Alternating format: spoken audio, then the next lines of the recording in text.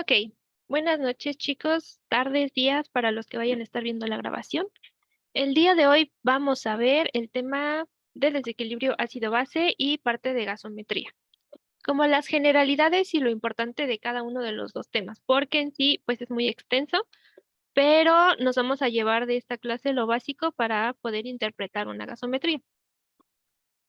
Entonces, hay ciertas bases que tenemos que comprender antes de como tal conocer qué es una alcalosis o qué es una acidosis. Y todo se basa en el ion hidrogenio, que en sí es un protón de los que están dentro del núcleo del átomo del hidrógeno que van a ser liberados. Y esto va a depender de si está en una solución y si nos va a donar o si va a aceptar este tipo de iones.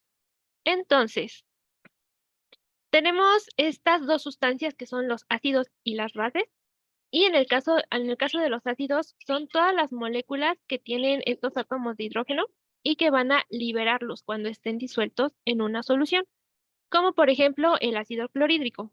Si lo metemos en una solución, se va a ionizar y por lo tanto nos va a quedar el cloro y el hidrógeno por un lado. Este hidrógeno es el que nos va a estar como tal dando la característica ácida. Entonces, por eso es bien importante esto del ion hidrogenio.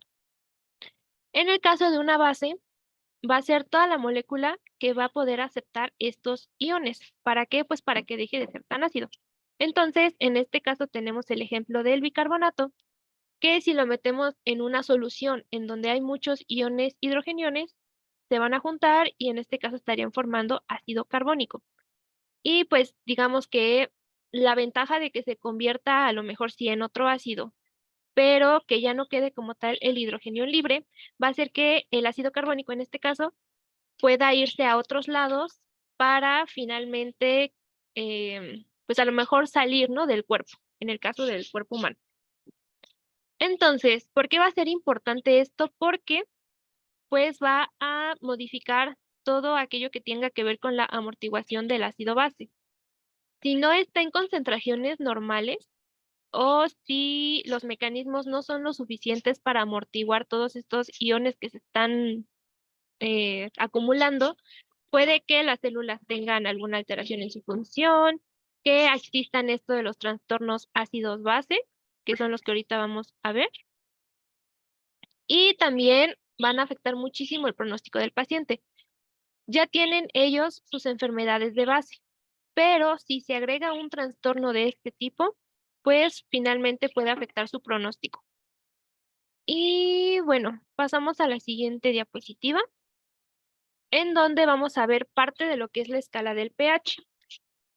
En sí, el ion hidrogenio está en cierta cantidad dentro de nuestro cuerpo, y estos serían los valores normales, con muchos ceros, pero este sería el valor normal, ¿no?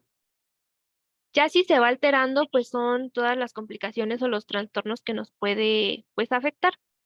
Pero como es muy complicado aprenderse este número y a veces queda como muy grande, un científico danés llamado Søren Peder Lauritz ideó la escala del pH para que podamos nosotros expresar un poquito mejor la concentración de estos iones hidrógeno en una solución. Entonces, esta escala es a través de algo que espero que recuerden de sus clases de preparatoria de matemáticas, que se llama logaritmo. Entonces, si nosotros ponemos en la calculadora menos logaritmo y entre paréntesis, que es a lo que le vamos a hacer la operación, la cantidad o la concentración de hidrógeno, nos va a aparecer estos valores que nosotros pues ya conocemos, ¿no? Que es el valor de pH. Entonces, cuando tengan tiempo libre, pueden checar en su calculadora, ponen menos logaritmo, ponen alguna concentración que tenga 7 ceros y les va a salir esto que ya sería el pH. Si se dan cuenta, hay un rango muy pequeño entre las concentraciones para que el pH cambie. Si se dan cuenta, aquí nada más está cambiando por 1 y acá igual. Entonces, esas pequeñas concentraciones puede llevar a que el pH se altere demasiado o tenga como gran afectación. Entonces, por eso son tan importantes, porque con pequeña variación nos puede llevar a un gran cambio del pH. Y bueno, aquí nada más para recordarla que esta sería como la escala del pH. Y hasta aquí vamos bien, chicos. Esto es como lo básico. De aquí es nada más como para que conozcamos de dónde sale la escala del pH. ¿Ok? Entonces, este pH, como pueden ver, sí, exactamente. Como nos dicen en el chat, el valor normal que que tenemos en nuestro cuerpo es de 7.35 a 7.45, que son estos mismos valores. Si ustedes meten este valor en la calculadora con el logaritmo, se van a dar cuenta que les va a dar 7.35 aproximadamente. No, perdón. No, sí, 7.35. No es cierto. Aquí sería al revés. Aquí le sale 7.45, porque entre menos cantidad de hidrogeniones, pues más alcalino. Y si ustedes meten el segundo valor en la calculadora, les va a salir 7.35. Porque entre más cantidad, pues se hace más ácido. ¿Ok? Entonces, pasamos a la siguiente. Hay diferentes factores que van a estar manteniendo al pH en un equilibrio. Y cuando alguno de estos factores se altera, pues es lo que nos va a llevar a que el pH suba o a que el pH baje. Y tenemos todos los que vemos en la pantalla. Uno de los principales es que el dióxido de carbono va a tener cierta capacidad para solubilizarse en agua, y esto puede ser de forma reversible. Pero hay veces en donde se puede, ya soluble, que se hace ácido carbónico, se puede disociar en ciertos tejidos específicos que tengan esta enzima, que es la anhidrasa carbónica. ¿Esto qué permite? Que pues tenemos aquí al ácido carbónico y al disociarse a través de esta enzima nos va a dejar a estos hidrogeniones libres, pero nos va a convertir al bicarbonato, que esto puede, digamos, como neutralizar un poquito, ¿no? La solución. Y ya cuando queda este hidrogenión, puede que se pueda como desechar un poquito más fácil, ¿ok? Entonces, por eso es muy importante esta enzima y aquí nada más les puse la lista de pues los tejidos en donde está esta enzima.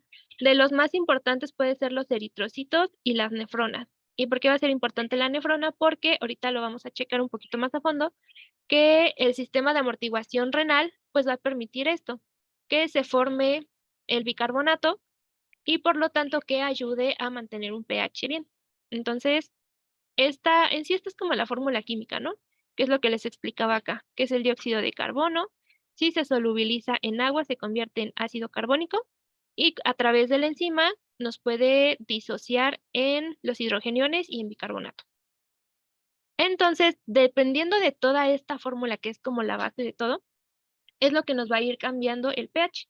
Dependiendo de la concentración de bicarbonato, pues puede bajar o subir el pH. Dependiendo de qué tanto se esté disociando el ácido carbónico también y de la cantidad de dióxido de carbono que haya. Entonces, todos estos factores nos van a estar afectando al pH. Y estos son los sistemas de amortiguación. El sistema de líquidos orgánicos es el que ahorita ya les mencioné, que en realidad no se están eliminando ni añadiendo hidrogeniones, simplemente se están como cambiando de lugar, haciéndose quizás más ácido, haciéndose quizás un poquito más básico, para que se pueda mantener un equilibrio. Pero hay veces que este sistema no va a ser suficiente para mantener el equilibrio. Entonces, ahora pasa como el de segundo nivel, que sería el centro respiratorio. En este caso, lo que va a hacer el cuerpo es, a través de la ventilación, eliminar o retener el dióxido de carbono, para que así, si se retiene el dióxido de carbono, pues se haga un poquito más ácido. Si se elimina, se mantiene un poquito más básico el medio. Entonces, este sería el segundo sistema de amortiguación. Y pues, ¿cómo lo vamos a ver en el paciente? Quizás hiperventilando o hipoventilando. ¿Qué cambios vamos a ver aquí cuando pues este sistema esté trabajando? Cambios en la presión parcial de dióxido de carbono. ¿Ok? Entonces, este sería como la parte respiratoria. Si la parte respiratoria ya no es suficiente para mantener el equilibrio, vamos a pasar al tercer sistema, que es el sistema renal. Entonces, aquí lo que va a hacer la nefrona es aumentar o disminuir la cantidad de los hidrogeniones que pues va a permitir que se haga igual más ácido o más básico, pero aquí lo importante y a lo que le podemos llamar que es lo principal en el control metabólico de manera renal es el bicarbonato. ¿Por qué? Porque la nefrona se va a encargar de que el bicarbonato no salga y que se vaya reabsorbiendo, es decir, que se regrese. Y otra cosa es que puede producir nuevo bicarbonato a través de la anhidrasa carbónica, de la que ya habíamos hablado. Estos son los sistemas de amortiguación. ¿Y por qué va a ser importante? Ya habíamos mencionado algunas de las situaciones porque pues altera mucho la función de las células. Entre ellos procesos tan importantes como las rutas metabólicas, como la glucosis, la gluconeogénesis y otras funciones todavía más importantes como la mitosis y la síntesis de DNA. Entonces, como todos estos procesos están regulados por ciertas enzimas y proteínas, si hay algún cambio en el pH, pues se afecta todo esto, todas las proteínas, enzimas y finalmente los procesos pues no se pueden llevar a cabo. Por eso es tan importante mantener un pH en buenas condiciones. Entonces, si todo esto pues ya entra en desequilibrio, ya hay una alteración, nos genera un trastorno del desequilibrio ácido-base. Y pueden ser, digamos, producidos de manera primaria, pero lo más común es que sea secundario a ciertas enfermedades. Tenemos algunos ejemplos como la diabetes mellitus, la falla renal, pero en sí hay muchísimas. Ahorita, casi al final, les voy a mostrar una tabla donde vienen pues todas las etiologías dependiendo de los trastornos. Entonces, como podrán ver, son muchísimos. Es una lista muy larga. Y ahora sí, hablando de pues la gasometría, este va a ser el estudio que nos va a permitir identificar cuáles son los trastornos ácido-base que tenga el paciente. Y además nos ayuda a ver cómo está ventilando y qué tal está de oxigenación. Entonces, por eso este es como lo básico para que nosotros podamos identificar si hay o no un trastorno. Entonces, ¿cómo conocen? Pues la punción se tiene que realizar en cierta zona, que en este caso sería la arteria radial, que está a nivel, o bueno, del lado como del pulgar, ¿no? Aquí estaría la radial. En sí estaría como pasando por el túnel carpiano. Entonces, si ustedes ahorita se palpan en esta zona, van a sentir ahí su pulso radial. Puede que lo palpen como muy leve o muy intenso, eso va a depender de cada uno de ustedes, pero ahí está su arteria radial. Entonces pueden ahí estar localizándola para practicar. Entonces, ¿por qué se va a elegir esta arteria? Principalmente porque, pues hay una, entre comillas, eso dicen, menor sensibilidad al dolor, pero la verdad es que la punción sí duele mucho. Y otra característica que va a permitir que generemos una buena punción y que, entre comillas, igual le demos a la arteria radial, es que no hay como venas que estén, o muchas venas que estén ahí alrededor y que por error podamos funcionar en vez de la arteria. En caso de que, por ejemplo, la arteria radial no la encontremos, o a lo mejor que sea un paciente que no tiene manos, nos podríamos ir un poquito más arriba, que sería a la arteria humeral, que está en la fosa del, como del codo, y si no, pues nos podríamos ir a la arteria femoral, pero pues igual son un poquito más complicadas, ¿no?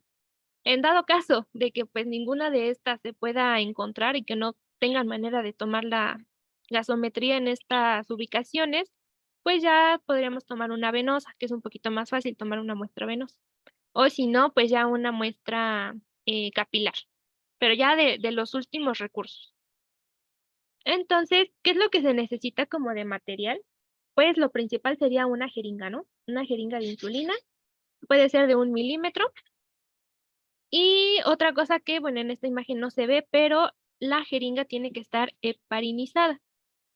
No se toma mucha heparina, en realidad nada más se impregna, que así es como se le llama, que es mantener pues toda la jeringa llena un poquito de heparina, pero sin que quede gran residuo de la heparina, porque si dejamos mucha heparina, podemos tener el riesgo de que se acidifique y los resultados que saquemos al final no van a ser pues reales. Va a ser más que nada porque la heparina acidificó, pues más que nada el bicarbonato como que lo neutraliza. Entonces, nada más es una pequeña mojada, por decirlo así, de heparina en la jeringa. Y pues unos guantes como para mantener la antisepsia. Y en esta zona, así como en toda punción que ustedes realicen, pues tienen que generar igual una antisepsia. Puede ser con alcohol o clorexidina, pero pues el alcohol es el que se encuentra un poquito más sencillo, ¿no? Otra característica importante para poder tomar una gasometría es que la mano esté en hiperextensión, o sea, que toda esta parte, toda la articulación esté como bien extendida. En sí, pues es como dejar la manita caer, porque esto permite que pues se pueda palpar un poquito más la arteria y que la puedan puncionar. Entonces, eso también les va a ayudar. Y antes de puncionar, se tiene que realizar esta prueba que vemos en las dos imágenes posteriores, que es la prueba de Allen. ¿Alguien sabe para qué se usa esta prueba de Allen? ¿O cuál es su función y por qué la tenemos que hacer antes de tomar una gasometría?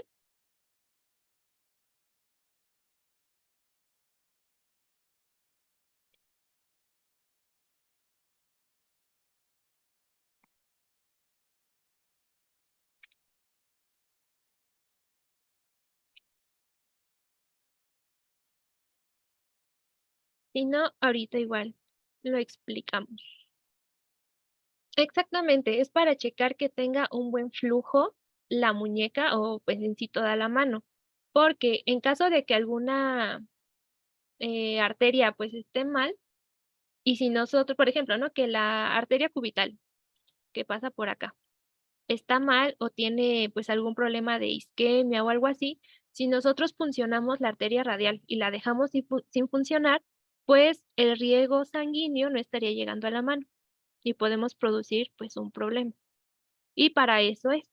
¿Y cómo se va a realizar? Bueno, se tiene que presionar tanto la arteria cubital como la arteria radial al mismo tiempo. Aquí algunas veces se le pide al paciente que pues genere cierto movimiento con la mano, o sea, que cierre y abra el puño para permitir que pues el flujo venoso pues salga, ¿no? Para acá. Pero el arterial va a estar aquí pues con oclusión. Entonces la mano puede que se ponga un poco pálida. Ya que se puso pálida, nada más tiene que ser como por unos segundos, ¿eh? No vayan a mantener ahí los dedos minutos. Nada más son ciertos segundos. ¿Y cuál va a ser la mano que vamos a quitar? La de la mano, digo, la del lado de la arteria cubital. Cuando se quite, tenemos que ver que toda la mano otra vez regrese a su color, porque si se acuerdan aquí hay una arteria que es el arco palmar y si está funcionando bien, pues se va a pintar toda la manita, se le va a quitar lo pálido y eso significa que esta arteria pues sí está funcionando bien a pesar de que la arterial, de que la radial, perdón, todavía esté ocluida. Entonces, esto sería como lo esperado.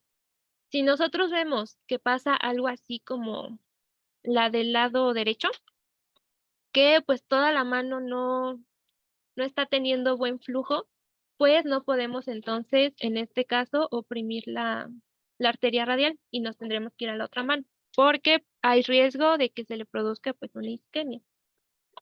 Entonces, para eso sirve esta prueba, la prueba de Allen. Entonces, pues, sí, todavía no terminamos de cómo tomar la gasometría. Ya hicimos la prueba, vimos que hay buen flujo de la arteria cubital, entonces ahora sí podemos proceder a puncionar. Entonces, tenemos que checar bien, identificar, ubicar bien el pulso de la arteria radial. La punción de la jeringa, hay veces que sí puede ser aquí, pero algunos se acomodan más picando como entre los dedos, para que así se palpe como el pulso aquí, se palpe el pulso del otro dedo y en medio se funciona. Pero en sí, pues es como mejor se acomoden, ¿no? De que le encuentren y que puedan funcionar bien. En sí, el ángulo de la jeringa para poder funcionar, algunas bibliografías dicen que tiene que ser entre 30 y 45. ¿Para qué? Para que como el flujo arterial viene hasta acá, pues sea un poquito más fácil que entre a la jeringa. Pero en realidad, pues hay algunos que incluso llegan a funcionar a 90 grados, ¿no? Pero pues igual, sería como mejor se acomoden. Pero la bibliografía menciona que es de 30 a 45 grados y con el bisel hacia arriba de la agujita. ¿Cuánto va a ser necesario para la muestra? Pues entre 0.1 a 0.2 mililitros para que pues sí se pueda analizar y pues la puedan llevar al laboratorio y no se la regresen. Después de que pues funcionaron y que quizás mágicamente hayan encontrado la arteria, se tiene que presionar aquí unos 2-3 minutitos para que deje de sangrar, porque como es flujo arterial o funcionaron una arteria, pues va a tardar como un poquito más en que deje de sangrar. Entonces, bueno, presionan unos 2-3 minutitos y ya con eso. Y a la muestra, pues ya la pueden llevar al laboratorio. Lo ideal sería que en ese momento lo llevaran al laboratorio, pero pues en dado caso de que a lo mejor tengan muchas muestras y así, las pueden meter como en una, ¿cómo le llaman? Como en una, ay, se me fue el nombre, como una tipo hielera chiquita, pero pues no en todos lados las van a tener, ¿verdad? Entonces, hay veces que pues se pueden ayudar de sus comips, de sus compañeritos, y ustedes la toman y a lo mejor le dicen al compañero que pues la vaya a dejar al laboratorio. Si es que no está muy lejos, ¿verdad? Si no, pues va a ser complicado. El chiste es que no tiene que estar más de 10 a 15 minutos entre que la tomaron y que la lleven al laboratorio, porque si recuerdan, en la gasometría también se evalúan ciertos parámetros ventilatorios del oxígeno, del dióxido de carbono. Entonces, si dejamos pasar más de 10-15 minutos, pues ya todo esto ya no va a tener los resultados que queremos. Entonces, por eso, 10-15 minutos. ¿Y cuánto se toma de la muestra? Entre 0.1 y 0.2 mililitros. ¿Qué digo? Si toman más, pues está bien, ¿no? Así, si se les cae o algo, pues ya tienen como ese resto, ¿no? Acá, pero con 0.1 a 0.2 va a ser suficiente. Igual sería como bueno que le preguntaran a los de laboratorio mínimo cuánto ellos necesitan y pues ya, para que no tengan que regresar y tener que funcionar otra vez al paciente. Sí, no hay de qué. Entonces, pues esta sería como la toma de la gasometría. Tiene mucho que ver con, pues, la experiencia, ¿no? Porque se pueden mucho saber la teoría, pero ya a la mera hora es cuando se sienten como bloqueados, ¿no? Pero con que se sepan la teoría, pues ya le van a perder un poquito de miedo. Entonces, así es como se toma. ¿Y cuáles van a ser los valores que estaremos evaluando en la gasometría? Pues en realidad son muchos, son más de los que vienen en esta tablita, pero esto es como lo básico para que puedan interpretarlo. En algunos van a ver que les añaden los electrolitos, el sodio, el cloro, incluso les pueden añadir glucosa, lactato y otras cosas, ¿no? Pero con esto básico, ustedes busquen esto que es lo básico para que puedan interpretar la gasometría. Entonces, el pH, como ya habíamos mencionado, está entre 7.35 y 7.45. Acá me ponen una duda. ¿Se puede sustituir la prueba o maniobra de Allen por la maniobra de Andrómeda? No conozco la maniobra de Andrómeda, sinceramente. ¿Quién está aquí? ¿Isa? ¿Conoces la maniobra de Andrómeda? Esa yo no la había escuchado. Si no, pues, ¿cómo es, Héctor? ¿Cómo se realiza eso?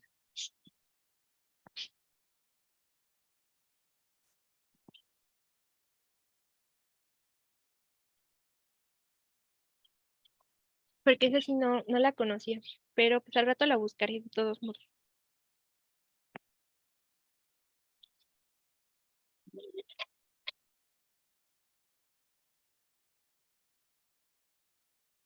Igual puedes, si quieres, abrir tu micrófono o lo puedes escribir en el chat y ya ahorita lo leemos entre todos, ¿va?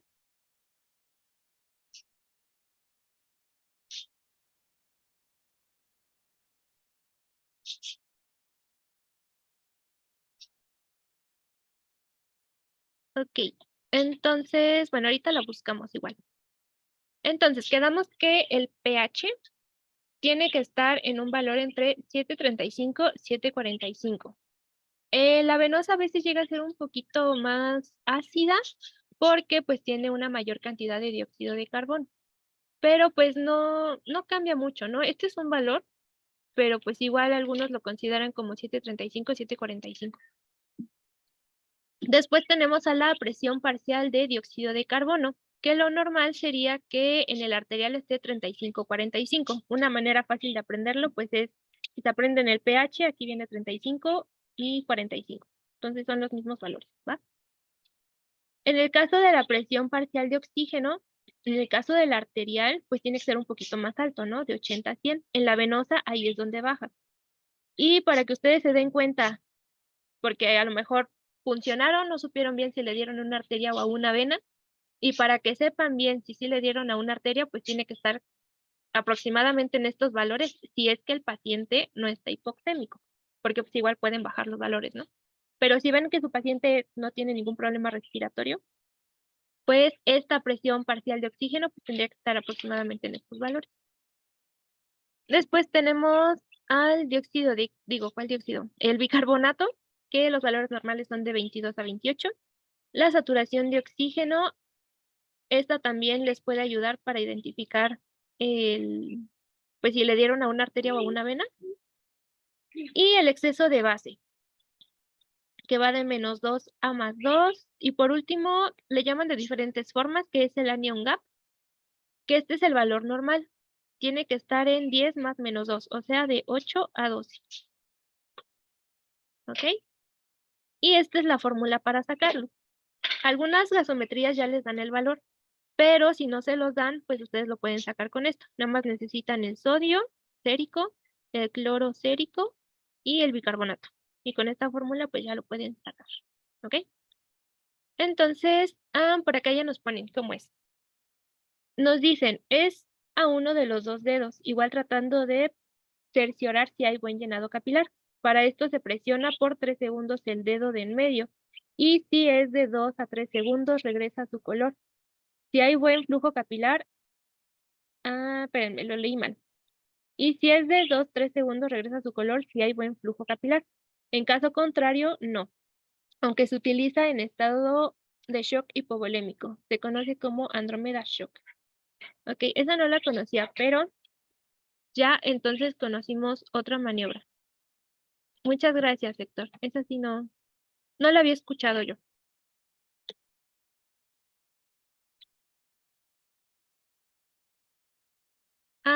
Acá nos ponen, un doctor había dicho que la presión de oxígeno arterial es de 60 a 100. En este caso es mejor seguir con 80 a 100. Aquí va a depender, porque en realidad en caso de que sea la presión de oxígeno menos de 80, ya se le considera hipoxemia. Menos de 80. Y menos de 60, según yo, ya es una hipoxemia severa. Entonces, pues yo diría que es de 80 a 100. Pero pues no sé, a lo mejor los criterios que tenga el doctor, pero yo conozco que es de 80 a 100, la presión parcial de oxígeno. Ya menor de eso ya es una hipoxemia. ¿Qué digo? Puede que en la arterial pues sí se encuentren esos valores, ¿no? Pero yo digo que de 80 a 100, para que no haya pierde. Ok, entonces esos son los valores normales. Y ahora sí, con la interpretación de la gasometría. Primero, bueno, hay 6 pasos. El primero va a ser identificar pues cómo está el pH, si alto o bajo. En caso de que esté bajo, pues sería una acidemia, y en caso de que esté alto, sería una alcalemia. Aquí tomar en cuenta que si solo estamos viendo el pH y el pH es el que está alterado, se le llama de esta manera, acidemia y alcalemia. Ya cuando lo estamos viendo de manera conjunta con el bicarbonato y el dióxido de carbono, ya es a lo que se le llama alcalosis o alcalosis o acidosis. Y en este momento es donde nosotros podemos identificar si es un proceso metabólico o si es un proceso respiratorio. Este sería el paso 2. En el paso 3 se tiene que buscar si hay una respuesta compensadora. Ahorita vamos a ver los pasos un poquito más a fondo.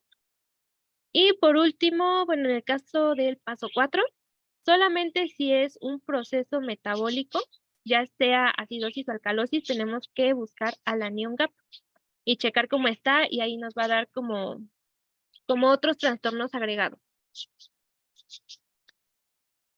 En el paso 5 se checa la oxigenación, que sería normoxemia o hipoxemia. Y por último, si estoy hiperventilando o hipoventilando, y esto se checa con la presión parcial de dióxido de carbono. Entonces, si nos vamos como un poquito más a identificar estos pasos, el primer paso sería este. Hay un descenso del pH, nos da una acidemia. Si hay un aumento del pH, una alcalemia. Hasta ahí ya tienen el primer nombre de su trastorno ácido-base. Después van a checar cuáles son los que están alterados. Si el CO2 o si está alterado el bicarbonato. Puede que nada más uno esté alterado o los dos estén alterados. Y aquí es donde nos va a dar si es un trastorno respiratorio o metabólico. En caso de que se esté alterando el CO2, vamos a checar si está hacia arriba o si está hacia abajo. Si está en el caso de una acidosis con el dióxido de carbono hacia arriba, sería una acidosis respiratoria. El pH disminuye porque pues hay mucho ácido, ¿no? Que es mucho dióxido de carbono. Si el pH está elevado y tenemos una disminución del dióxido de carbono, pues aquí están disminuyendo los ácidos, por lo tanto, pues nos está dando una alcalosis. Después, si el que está alterado es el dióxido de carbono, el bicarbonato, perdón, nos vamos igual a ir dependiendo de si está hacia abajo o hacia arriba. Si está hacia abajo en conjunto con un pH bajo, es una acidosis metabólica. El bicarbonato es básico, entonces si disminuye, pues nos va a alterar el pH hacia abajo. Y en el caso de que el pH esté alto junto con un bicarbonato alto, es una alcalosis metabólica. Aquí una manera de pues acordarse igual para saber si es metabólico o respiratorio. En los respiratorios van como a la contra.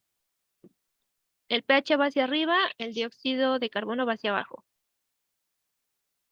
Aquí seguimos con respiratorio. Aquí la flechita va hacia abajo y esta va hacia arriba.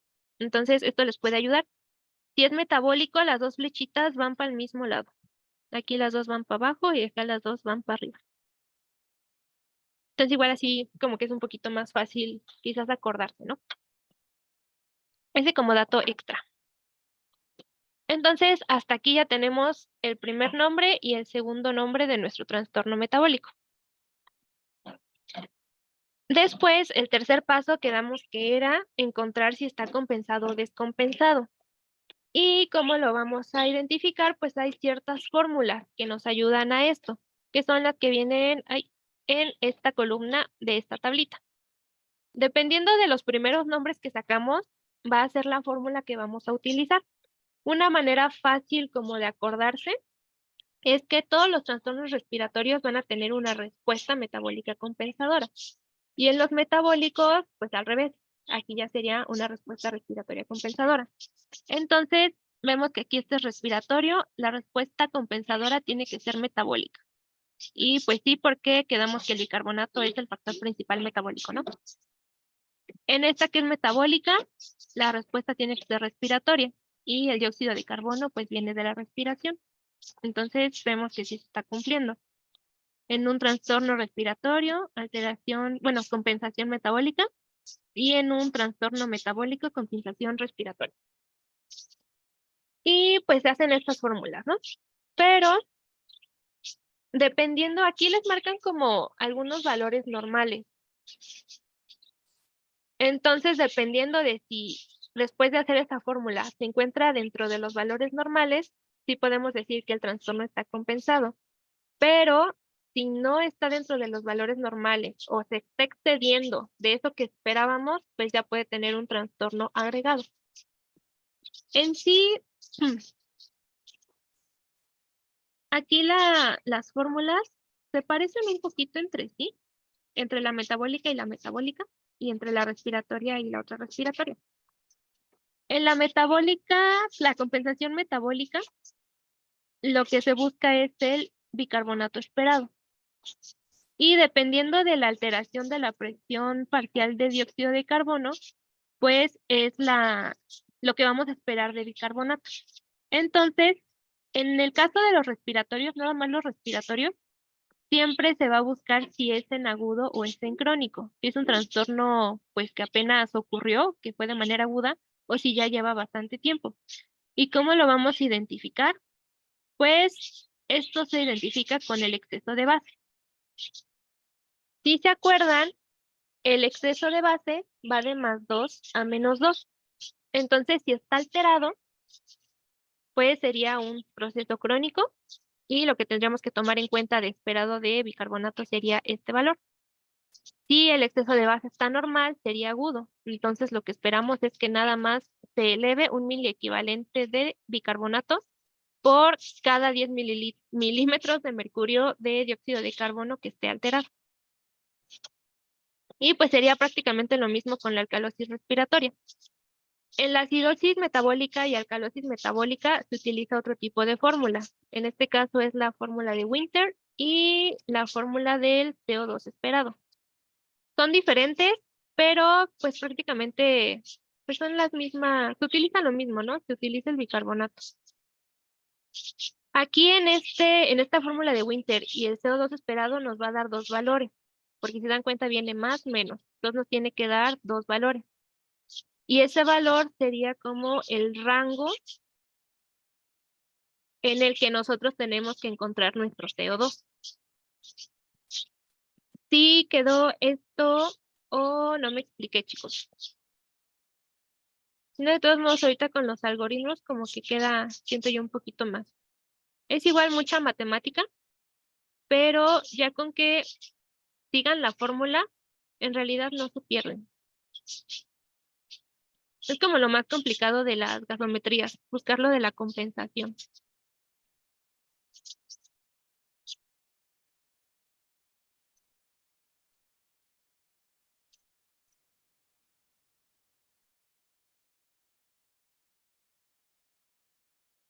¿Cómo vamos? O ya los torcí.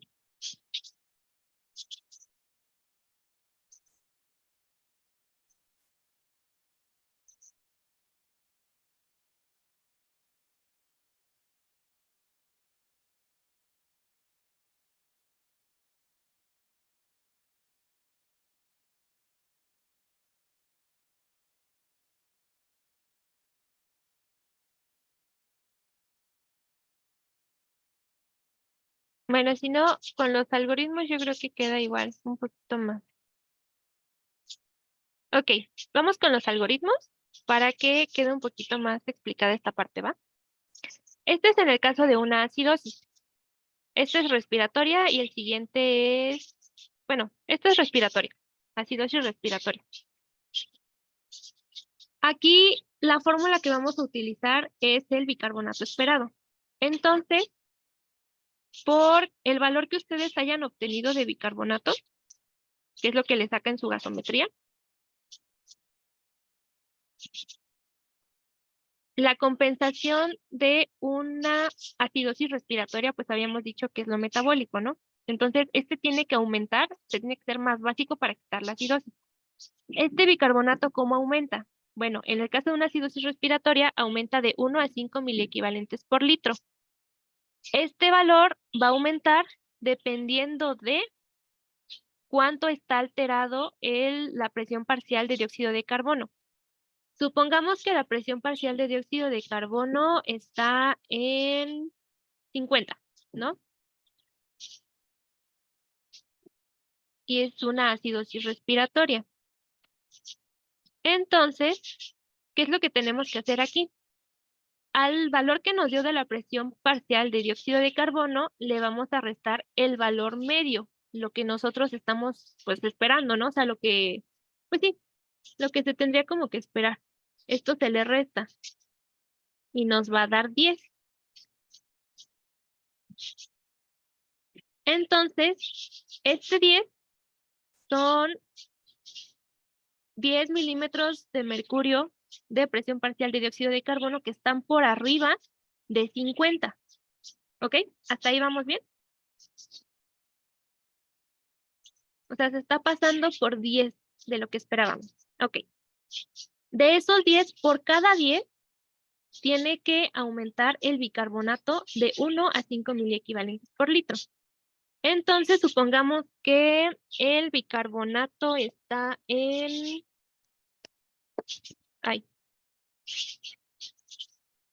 Supongamos que el bicarbonato está en 30. Ese fue el resultado que le salió en su gasometría. Ay, aquí va un 3, sí, ¿verdad? Aquí va un 3. Entonces, del valor normal de bicarbonato, que sería pues aproximadamente, bueno, el valor normal es máximo de 28, ¿no? El valor medio, porque va de 22 a 28, sería 25. Entonces el valor medio. Nosotros estamos esperando que haya elevado el bicarbonato de 1 a 5. Entonces, si lo tomamos de 28, vemos que se elevaron 2 miliequivalentes por litro.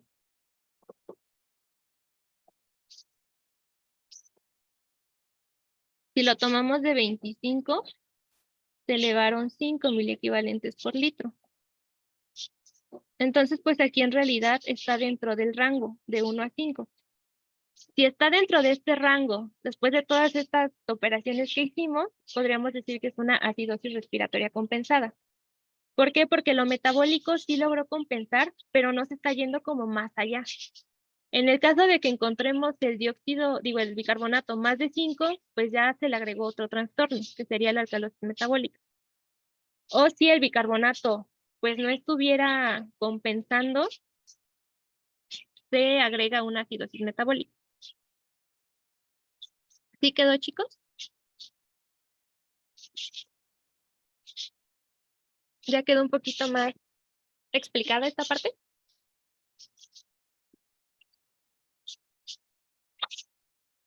De acuerdo.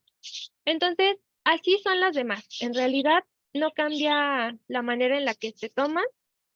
Nada más cambia a lo mejor el valor de los miliequivalentes o el valor de los milímetros de mercurio. Pero pues en sí, así es como ustedes checan si está compensado o no, y dependiendo de los valores, pues es lo que toca.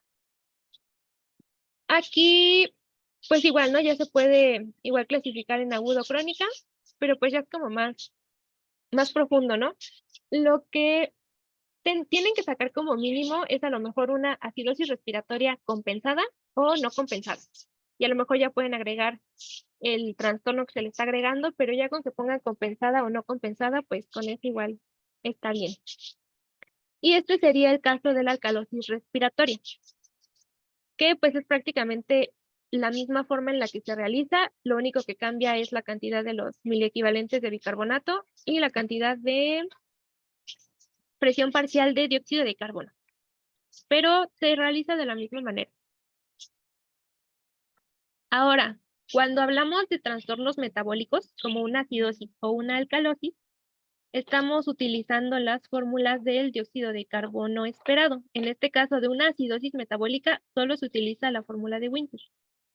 En el caso de una alcalosis metabólica, que es la de aquí abajo, perdón, solamente se utiliza pues la de dióxido de carbono esperada, que igual es otra fórmula, ¿no? Esta fórmula de Winters, lo único que ustedes tienen que hacer es ponerle el valor de bicarbonato aquí, hacer la operación, y como les mencionaba, les tiene que salir un rango. Porque es más, o sea, hagan de cuenta, una operación la hacen con el más y la otra operación la hacen con el menos. Y les tiene que salir, pues sí, dos valores, que eso significa que es el rango. Entonces, de ese rango que les salga, supongamos que, voy a inventar los números, ¿eh? Supongamos que aquí les sale dióxido, bueno, presión parcial de dióxido de carbono de, supongamos, 32 a 40, ¿no? Por ejemplo. Y ustedes van a checar en su gasometría cuánto tiene de presión parcial de dióxido de carbono. Y supongamos que esté en 35. Entonces, si se dan cuenta, este 35 sí queda dentro de este rango. Entonces pueden decir que pues está compensada. Si se va más de 40, pues estaría no compensada y tiene este trastorno agregado.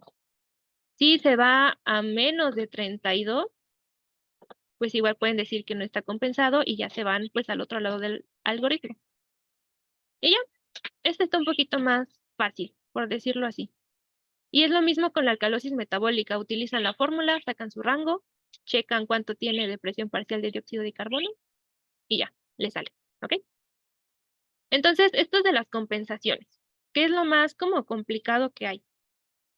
En el caso de los trastornos metabólicos, se utiliza como otra manera de sacar más datos para ver cuáles son los nombres del trastorno, que es buscar el anion gap.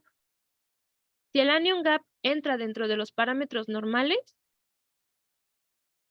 pues podemos decir que pues hay una pérdida de bicarbonato o disminución de la eliminación de ácidos endógenos.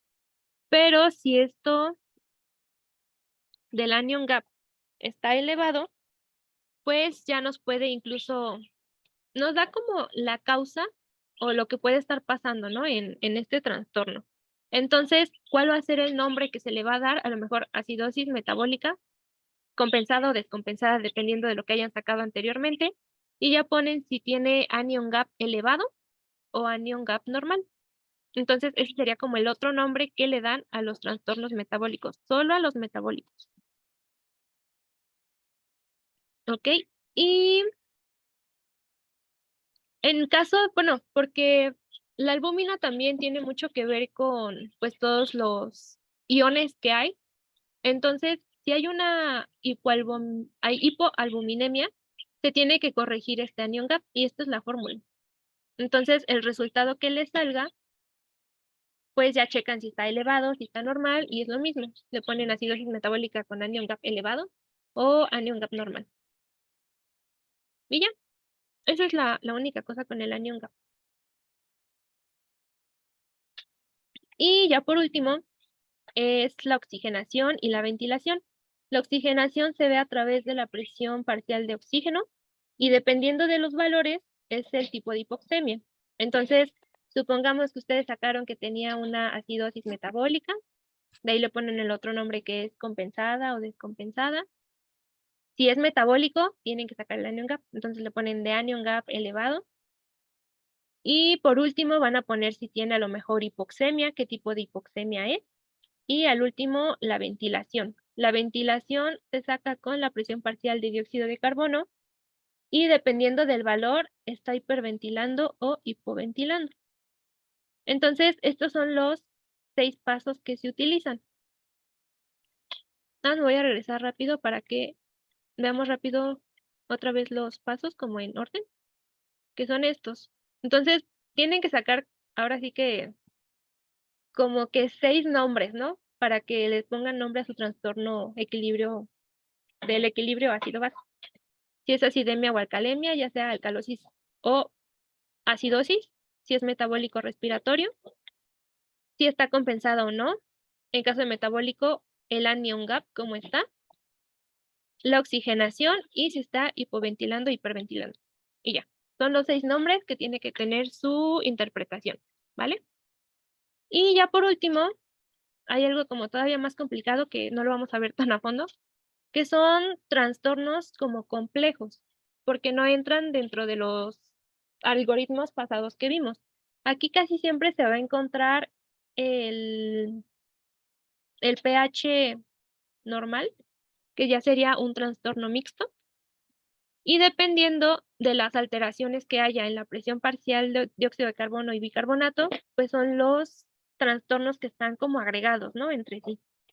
Entonces, por eso se tienen que fijar en cada uno de los parámetros. Si ven ustedes el pH y lo ven normal, a lo mejor pueden aventar la gasometría y decir, no, pues es que está normal, pero tienen que fijarse en todo lo demás para que no se les vaya a pasar nada. Hay otros trastornos como la acidosis mixta, la alcalosis mixta, pero pues ya son trastornos, pues sí, como complejos agregados, que pues tienen como su propio tratamiento, su propio manejo, ¿no? Pero pues con lo anterior, si lo logran diagnosticar, ya es estrellita para todos. Y eso sería todo, chicos. Bueno, las etiologías, sí es cierto. Pues esta es la tabla, para no leérselas todas. Una de las más comunes, por ejemplo, de la acidosis metabólica, pues sería, por ejemplo, la cetoacidosis diabética, ¿no? Sería como uno de los ejemplos. En la acidosis respiratoria, pues cuando no están respirando bien, toda causa que no los haga respirar bien, pues puede provocar esto. Y así con todas las demás, para no leérselas, pero pues son las que vienen en la tablita. Y porque va a ser importante identificar la causa, porque pues así le pueden dar tratamiento al paciente. Si no le tratan la causa que le está desencadenando, pues el paciente va a seguir con desequilibrio y va a seguir teniendo este tipo de trastornos. Y había un ejercicio, chicos, pero ese se los voy a dejar como en el Classroom. Y si tienen alguna duda o algo así, pues ya mandan mensajitos y no lo van comentando ahí en el Classroom. En realidad no está complicado, está bastante sencillo, trae todos los datos para que puedan sacar la interpretación. Entonces, pues ese se los voy a dejar en el Classroom como tarea, ¿va?